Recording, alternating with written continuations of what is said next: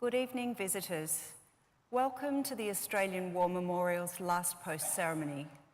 My name is Emily Hiles, and joining us today from the Australian Army is Major Alex Brent. This evening, we warmly welcome Wing Commander Michael Garside, Vice President of the ACT Division of the Air Force Association. We welcome the veterans who have served, those that are still serving, and the families that love and support them. The live stream of this ceremony is made possible by the Returned and Services League of Australia and the RSL and Services Clubs Association. We welcome members who are watching a broadcast of this ceremony across Australia. During this evening's ceremony, wreaths will be laid at the base of the pool of reflection by visitors to the memorial. Australia's Federation Guard is the tri-service ceremonial unit of the Australian Defence Force. They provide a ceremonial presence at civil and military events and during visits to Australia by foreign dignitaries. The Guard will now dismount the catafalque party from the tomb of the unknown Australian soldier.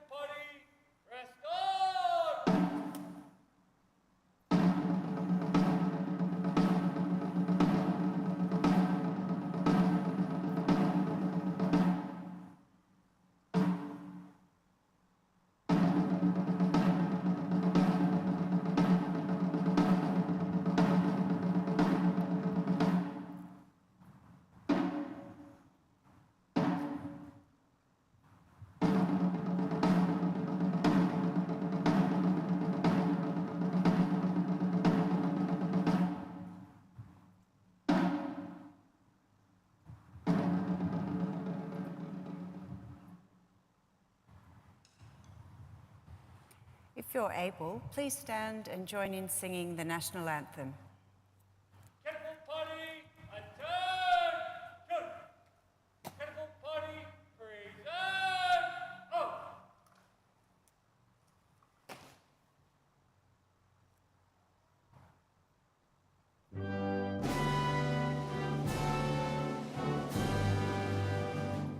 Australians, oh let us rejoice, for we are one and free.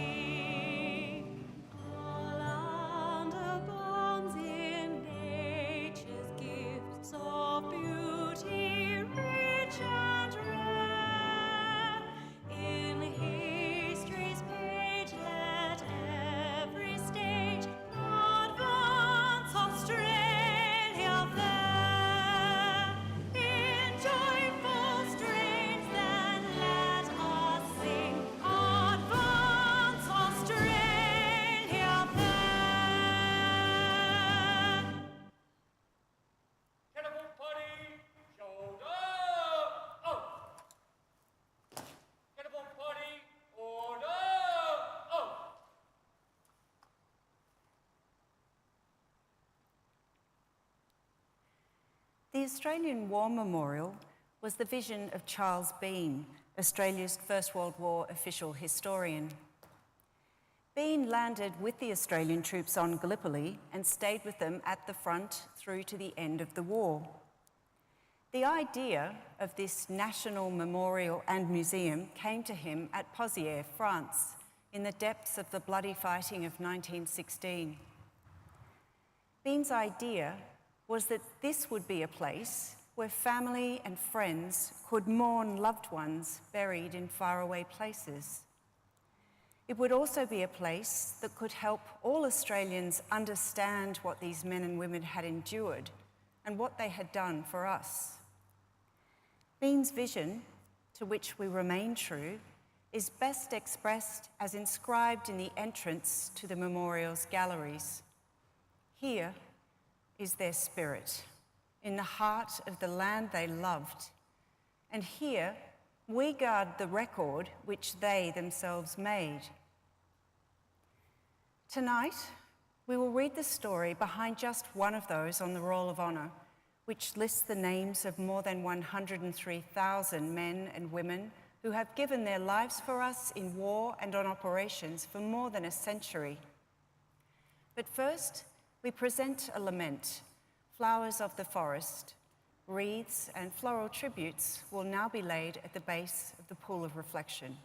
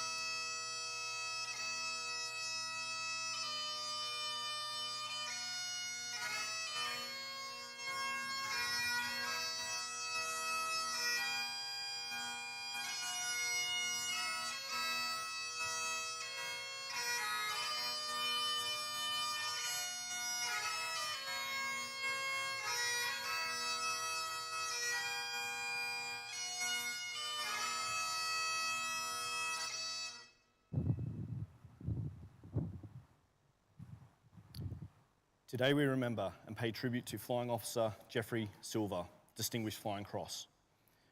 Geoffrey Silva was born on the 19th of March 1916 in Inverell to Frederick Henry Silva and Amy Evelyn Silva. He attended Inverell High School and then Sydney Technical College when the family moved to Maroubra. Later, Silva worked as a carpet weaver and salesman. He enlisted in the Royal Australian Air Force in May 1940 and was called up the next month. Geoffrey Silva completed his initial training at Bradfield Park and his flying training at Tamworth and Amberley. He embarked for overseas service on the 9th of April 1941 and arrived in the United Kingdom on the 1st of August and was posted to number 19 Operational Training Unit. In October 1941, Silva was posted to number 77 Squadron and completed a tour flying the Armstrong-Whitworth-Whitley bomber. During this tour, he flew raids on targets including Berlin, Emden and Nuremberg, and was part of a 1,000-bomber raid on Bremen. During a Nuremberg raid, his aircraft was coned by searchlights, and he reported that they were belted to pieces over the target. On return to his base, 200 holes were counted in the Whitley, but Silva said he had been so interested in the beauty of the flak that he had not felt he was in danger. In January 1942, while still stationed in Britain, Silva received the news from home that his father had died. On 28th of April 1942, he was posted as a flying instructor at the newly established No. 24 Operational Training Unit.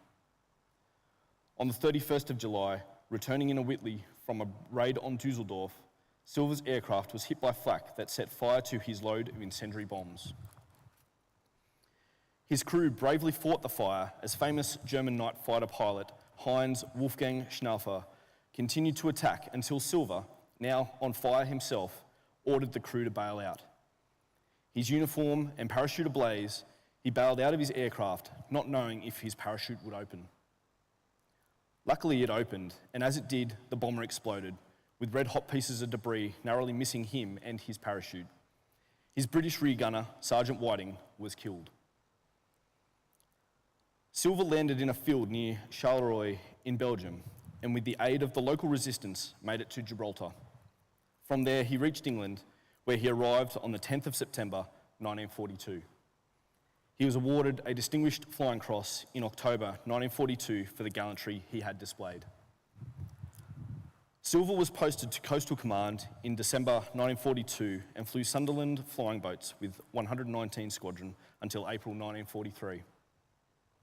He was then posted to No. 21 Squadron to fly Catalinas. On the 13th of June 1943, Silva, now a flying officer, left Hamworthy in Dorset on an anti-submarine patrol in the Bay of Biscay. Nothing was seen nor heard of the aircraft or crew again, and Geoffrey Silva was listed as missing, presumed dead. He was 27 years old.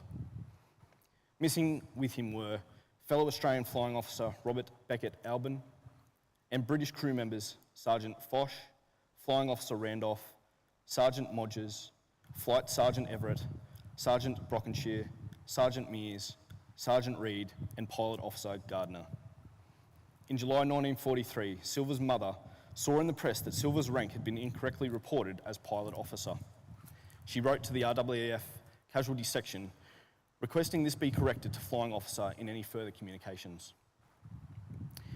Geoffrey Silva has no known grave and is commemorated on the Runnymede Memorial in the United Kingdom. His name is also listed on the Roll of Honour, to my left, among almost 40,000 Australians who died while serving in the Second World War. His photograph is displayed today by the Pool of Reflection. This is but one of the many stories of service and sacrifice told here at the Australian War Memorial. We now remember Flying Officer Geoffrey Silva, who gave his life for us, for our freedoms, and in the hope of a better world.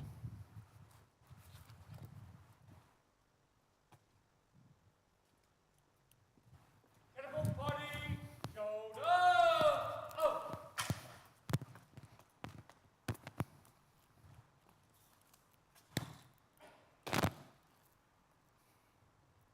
They shall grow not old, as we the left grow old.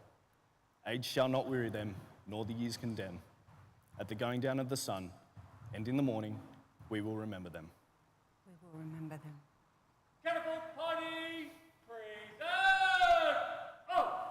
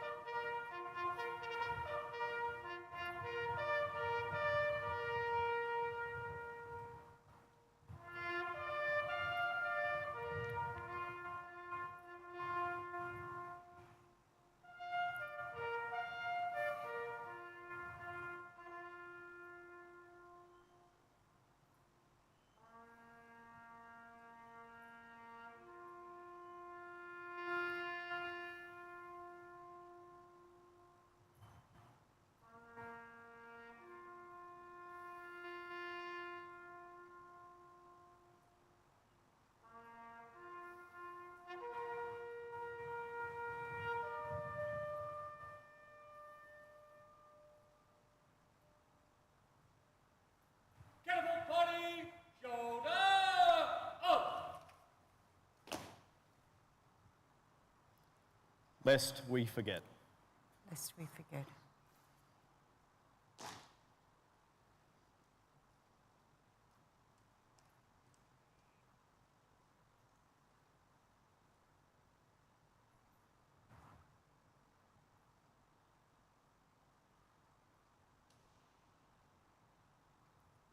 Catapult party, outward, go!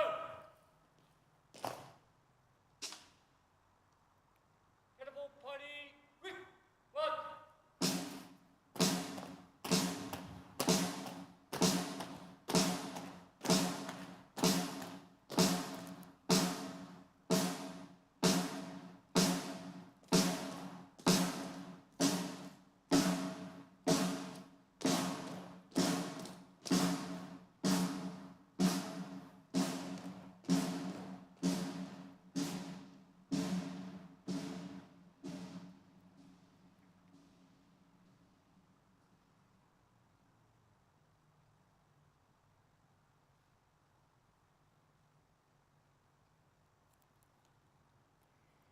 We leave you this evening with the words of the memorial's founder, Charles Bean.